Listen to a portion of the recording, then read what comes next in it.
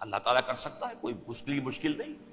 وہ اعلیٰ کل شیء قدیر، اسے ہر شے کی قدرت حاصل ہے. لیکن اصل بات جو ہے میں آپ کو بتانا چاہتا ہوں، یہ ہے سائیڈ ایشو. اصل ایشو ہے فلسطین کا جو شروع ہونے والا ہے. بھٹی دہکے گی وہاں. ظاہر بات ہے کہ اگر کوئی بہت بڑا اقدام ہو جاتا ہے فلسطینیوں کے خلاف، اور اگر واقعتاً مسجد اقصیٰ اور قبۃ الصخرہ گرا دیے جاتے ہیں، جو طوفان اٹھے گا عالم عرب میں، یہ حسنی مبارک ہو یا شاہ خالد ہو یا کوئی اور ہو، یہ نہیں روک سکتے اس طوفان کو. نوجوان خون اٹھے گا، غیرت اور جو بھی حمیت ہے. مسلمان ان پڑھ سے ان پڑھ اور بالکل بے دین، وہ بھی مسجد کی حرمت پر کٹ مرنے کو تیار ہو جاتا ہے. مسجد تو بنا دی شب بھر میں ایمان کی حرارت والوں نے، من اپنا پرانا پاپی ہے، برسوں میں نماز ہی بننا سکا. وہ چاہے کانپور کی مسجد سے مسلمانوں نے جانے دی ہے، چاہے وہ شہید گنج کی مسجد تھی مسلمانوں نے جانے دی ہے، چاہے نماز نہ پڑھتے ہو. لیکن یہ جو حرمت اور یہ جو حمیت اور یہ غیرت ہے، اس سے جو طوفان اٹھے گا یہ ہوگا اس ملحمۃ العظما، اس کی طرف پیش رفت ہو رہی. کتاب الملاحم سے احادیث کے حوالے سے یہ جن جنگوں کا حوالہ دیا حضور نے، پیشن گوئی کی ہے، اس کا نقطہ آغاز تھا خلیج کی جنگ. صدام حسین نے اسے کہا تھا یہ مدر آف وارز ہے، ام المحارب، یہ ایک جنگ نہیں ہے. اس کا نقشہ بھی حدیث میں موجود ہے، پیشن گوئی موجود تھی، اس وقت بھی ہم نے شائع کی تھی. لیکن اس میں جو جنگ اب ہونے والی وہ الملحمۃ العظما. ملحمہ کسے کہتے ہیں؟ لحم گوشت کو کہتے ہیں، اور قصائی کی دکان کو عربی میں ملحم کہتے ہیں، جہاں گوشت کے ٹکڑے کیے جاتے ہیں. آج کل مشینوں سے ہوتے ہیں، اب جو ہے وہ ہاتھ سے چھریوں سے نہیں ہوتے، لیکن ٹکڑے ہو رہے ہوتے ہیں، جسموں کے چیتھڑے اڑ رہے ہوتے ہیں. ملحمہ یہی لفظ استعمال کیا تھا حضرت سعد ابن عبادہ نے رضی اللہ تعالی عنہ یوم فتح مکہ. ان کے دل میں تھا کہ اب ہم انتقام لیں گے ان عربوں سے، ان قریش سے. الیوم یوم الملحمہ، الیوم یوم الملحمہ، یہ کہتے ہوئے جا رہے تھے. ایک خاص کیفیت، آج ہے گوشت کے ٹکڑے اڑانے کا دن. حضور سے کہا کسی نے جا کر کے ساتھ تو یہ کہہ رہے ہیں الیوم یوم الملحمہ، الیوم یوم الملحمہ. حضور نے فرمایا نہیں، ان سے کہو جا کر الیوم یوم المرحمہ، الیوم یوم المرحمہ، آج رحمت کا دن ہے، آج تو میں ان سب کو معاف کروں گا. لا تثریب علیکم اليوم، میں تم سے وہی بات کہہ رہا ہوں جو میرے بھائی یوسف نے کہی تھی اپنے بھائیوں سے. اذهبوا فانتم الطلقاء، جاؤ تم سب کے سب آزاد. وہ ملحمہ ہے جس کو کہ حضور نے حضرت معاذ بن جبل رضی اللہ تعالی عنہ کی روایت ہے، اس میں سے جو ابو داؤد میں روایت آئی ہے اس میں الملحمۃ العظما، عظما مؤنث ہے اعظم کا. آپ کہتے ہیں جنگ عظیم اول، جنگ عظیم دوم. عظیم کا باپ ہو گیا اعظم، سب سے بڑا، اور اس کا مؤنث ہے سب سے بڑی، عظما. الملحمۃ العظما، سب سے بڑی لڑائی. میرے نزدیک یہ وار کے معنی میں نہیں ہے، بیٹل کے معنی میں. انگریزی میں یہ دو لفظ علیحدہ ہیں، وار، بیٹل. وار سالوں کو محیط ہوتی ہے، بیٹل کسی ایک خاص جگہ پر جو لڑائی ہوتی ہے اس کو کہتے ہیں. حضور کے اور قریش کے درمیان 6 سالہ وار تھی، جنگ تھی. لیکن battles, battle of Uhud, battle of Badr, یہ بیٹلز تھی، لڑائیاں تھی. تو عظیم ترین جنگ شاید اس اعتبار سے نہ ہو جیسے کہ ورلڈ وار 1 اور ورلڈ وار 2، یعنی اس کی وسعت کا اتنا معاملہ نہیں اور طوالت کا نہیں. لیکن جو لڑائی جو ہے بیٹل ہونی ہے، جس کو کہ یہ لوگ، یا چونکہ میں نے کہا تھا شروع میں کہ سرما ہے میری آنکھ کا خاک حجاز و حول قدس. نیو ٹیسٹمنٹ کی آخری کتاب ہے the book of Revelation, Revelation of Saint جان.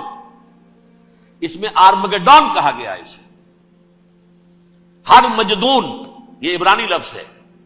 ہر کہتے ہیں اونچی جگہ کو، سطح مرتفع.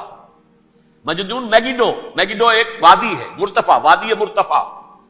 یہ ہے واقع لبنان، اسرائیل اور شام کے درمیان جو ٹکڑا، جو ٹرائنگل بنتی ہے، یہ ہے. یہاں پر بڑی جنگ لڑی جائے گی، اور یہ جنگ جنگ صلیب ہوگی جو کہا ہے بش نے.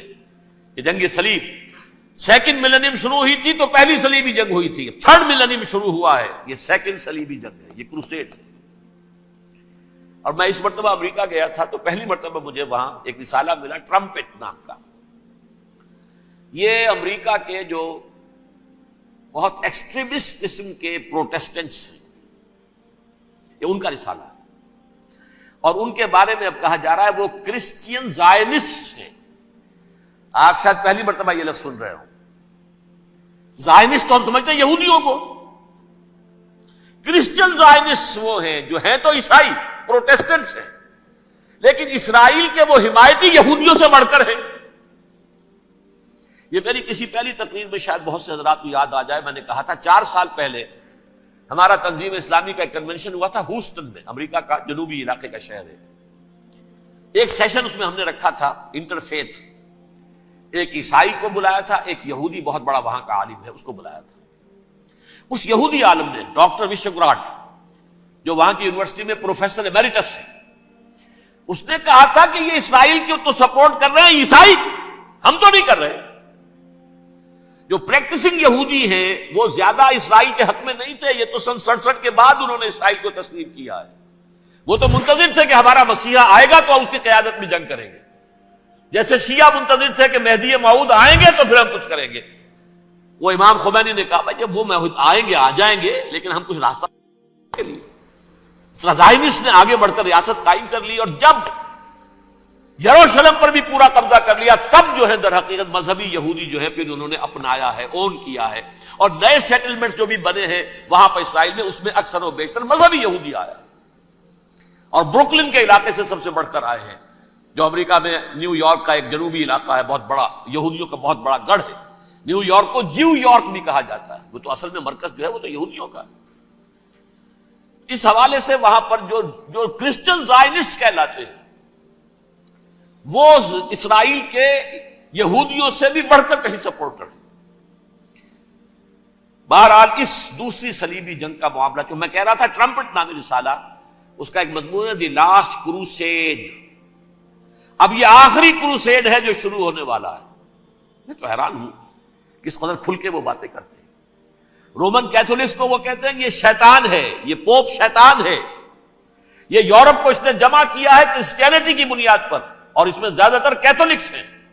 آپ کو معلوم ہے برطانیہ بڑی مشکل سے شامل ہوا ان کے ساتھ، اس لیے کہ وہ پروٹیسٹنٹ کا سردار تھا، ابھی پوری طرح نہیں ہے. یورپ جو ہے وہ رومن امپائر دوبارہ یہ کھڑی کر رہا ہے، اور در حقیقت یہ جو ہے یہودیوں سے بھی چھیننا چاہتے ہیں اسرائیل کو اور فلسطین کو اور مسلمانوں سے بھی، اور یہ وہی کروسیڈ جو تھے اربن ثانی کے اس کی تیاری کر رہے ہیں تاکہ وہاں پر عیسائی حکومت قائم ہو جائے، کیتھولکس کی پوپ کی حکومت قائم ہو جائے، جیسے ایسٹ تیمور میں کر دی ہے. ایسٹ تیمور میں کون سی حکومت بنی ہے؟ Roman Catholic. رومن کیتھولک اسرائیل میں بنے تاکہ یہ سارے مقامات مقدسہ جہاں اسرائیل پیدا ہوئے، بیت حضرت مسیح پیدا ہوئے، بیت الحم کہاں ہے؟ وہی ہے کہ نہیں؟ جہاں سے ریزریکشن ہوا ان کے خیال میں وہ کہاں ہے؟ وہیں پر ہے کہ نہیں؟ بڑے بڑے گرجے ان کے وہی ہیں.